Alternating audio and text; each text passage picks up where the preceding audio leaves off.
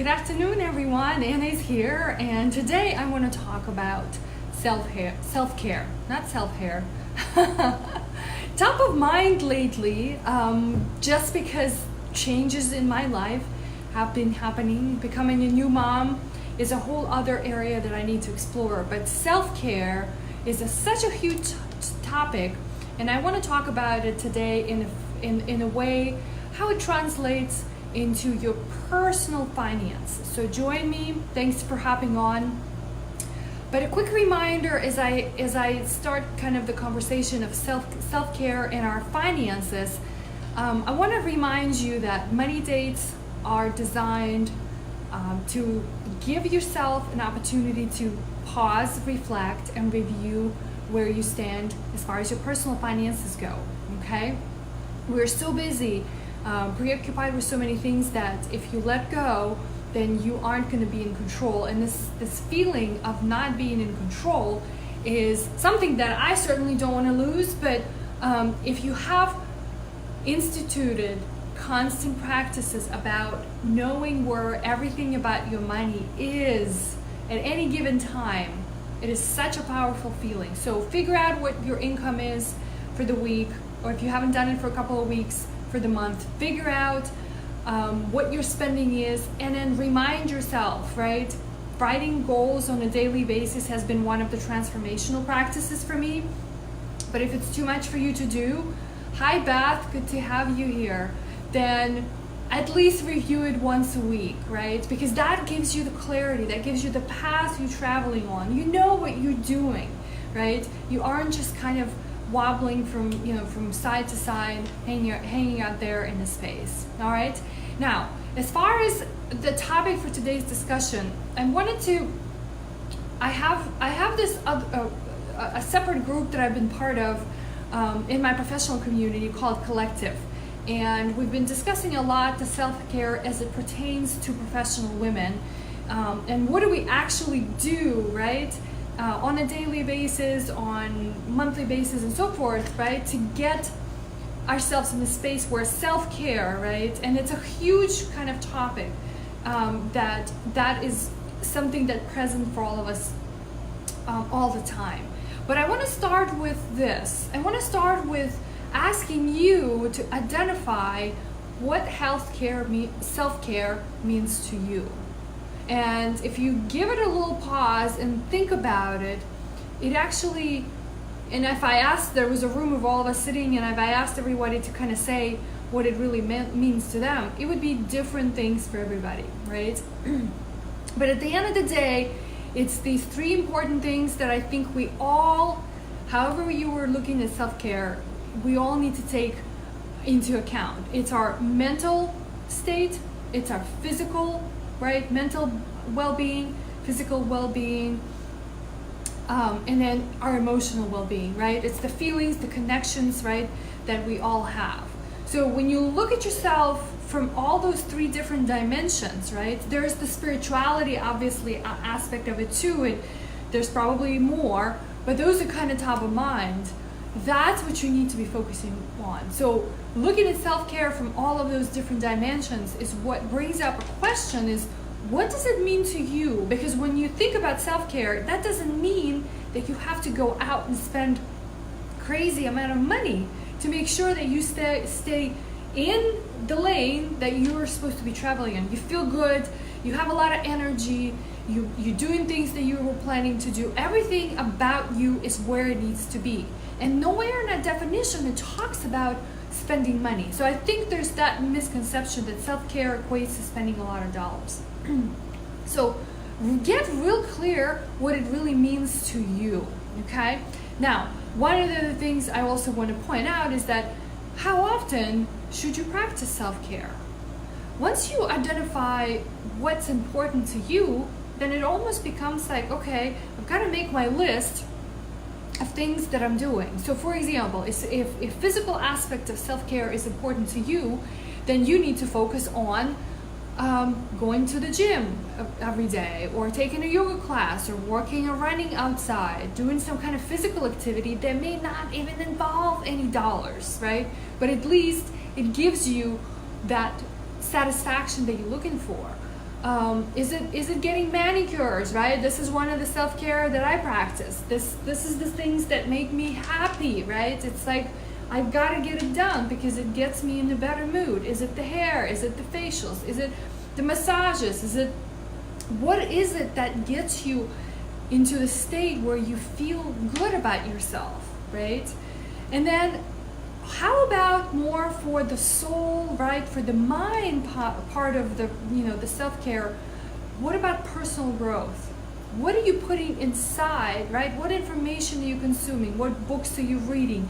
What movies or videos are you watching, right? So how much of your budget, right? When I'm thinking about this, because I want to have a specific target, right, that I can devote to self-care in my overall expenses.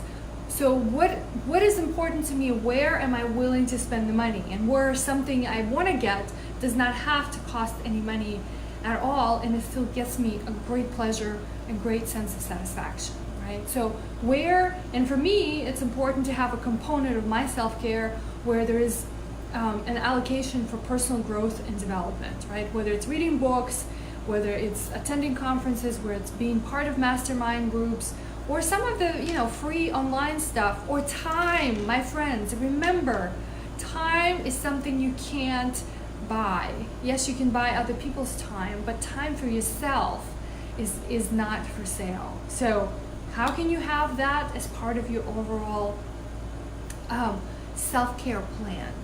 So the one thing I want to share with you, and there's a lot of debate about what's the proper allocation in our spending plans for self-care expenses. So I kind of settled on a 5%. So when you look at your spending categories, right, if you're doing all of the things that I've been talking about over the last couple of years in terms of knowing where your expenses are, where you spend on your living expenses, your variable expenses, fixed variable bills, groceries, like the list goes on.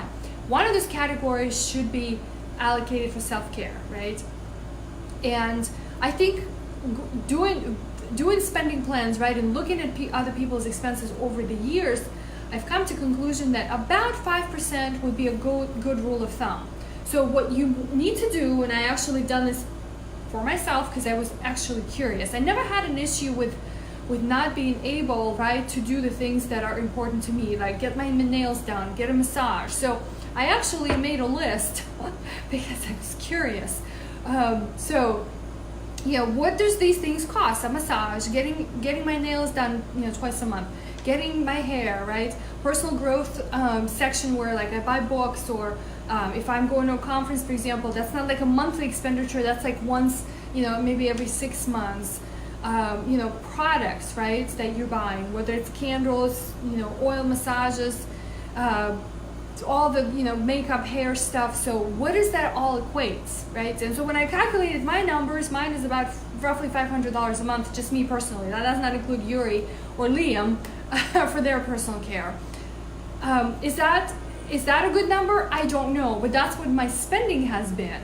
So I wanted to work it backwards and give you kind of a target to have. And so I think 5% out of your overall expenses, no more than 5%, should be spent on self-care. Okay? So start with that. Kind of do it both ways. Figure out what you're actually spending. And if you find yourself you aren't spending as much as 5% of your overall budget or spending plan, don't worry about it. Right? Maybe perhaps you don't need to spend on as many things as I do because you just don't do those things. So no particular self-care plan should be compared, right, to one another, because we all need different things. So you can't look at what I do and say, this is a good self-care plan. She does this, and that, and she spends $500 a month. I should do that. Maybe that's not part of your budget. So take that as ideas, right? But create your own outline. Create what you need, again, to feel the best and to be the best. And the last but not the least, right, because I always want to challenge this notion that money is great and you need to strive to make more money, you need to strive to save more money, you need to strive to be better with your money. But what can you do in order to take care of yourself without having to spend any money? So think about that. I'm sure that you can come up with a ton of examples, right?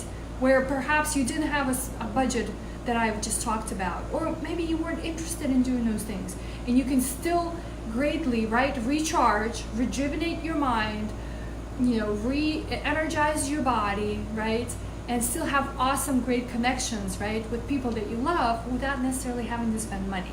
So what would, the kind of questions that you may want to ask yourself is, what would make you feel better about yourself? What would be more empowering, right, if you were participating in certain activities? What would make you more fulfilled? Those are the kind of questions that I ask myself regularly, right, especially, right, if it has to do with more of the mind, right, the mental kind of self-care that I'm talking about in an emotional state. So is it going for a walk? Is it taking a bath? Is it reading a book? Is it having a day where you don't use any technology? Do you remember if you've ever done that? I can't think of a day that has passed over a long period ever maybe, where I didn't have my cell phone, right? One of the practices I do have is that on Sundays, I allow myself not to jump the first thing in the morning and check my emails. At least, I wait a little bit later in the day to make sure that I'm, participating in other activities that are important. So think about what can you do that does not require spending your money, okay? So take this practice as I discussed today, and go out, maybe buy yourself a cup of coffee and sit outside. It's a nice across the country. I know you guys are watching for different places. It's a nice weather these days. Maybe it's a little hot in the area that you're in. But put yourself in that space, right, in that zone. Hi, Lori. Where you can kind of think about what would make you feel better about yourself, and how can you institute these self-care practices, right, that maybe perhaps you need to spend some money on, but maybe perhaps majority of it is not in the money spending piece, right? Maybe spending the money is absolutely first thing you should stop doing in order to start taking care of yourself. So I challenge you to think about it, but give yourself the space and opportunity to figure this out. I hope this was helpful.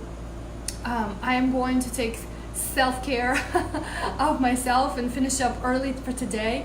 So can go hang out with my 5-month-old cutie, Liam.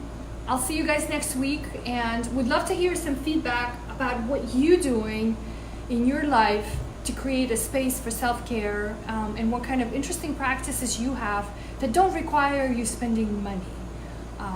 Thanks for watching, and I'll see you all later. Take care.